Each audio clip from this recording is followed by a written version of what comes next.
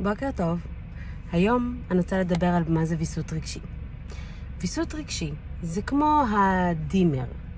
דימר שפעם היינו משתמשים בתוך הבית, שהיינו רוצים להאיר יותר את המרחב, את הסלון, את המטבח, להאיר יותר בעוצמה יותר גבוהה, או בעצם להמאם, לעשות קצת יותר בעצם שיותר, ממש יותר רך, יותר נעים, יותר שקט בעיניים.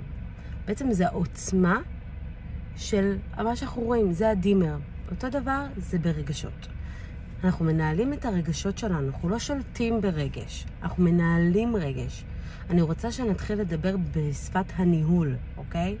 אנחנו מנהלים רגשות. קודם כל, בתור הורה, אני חייבת לעשות לעצמי את העבודה הפנימית שלי בניהול הרגשות.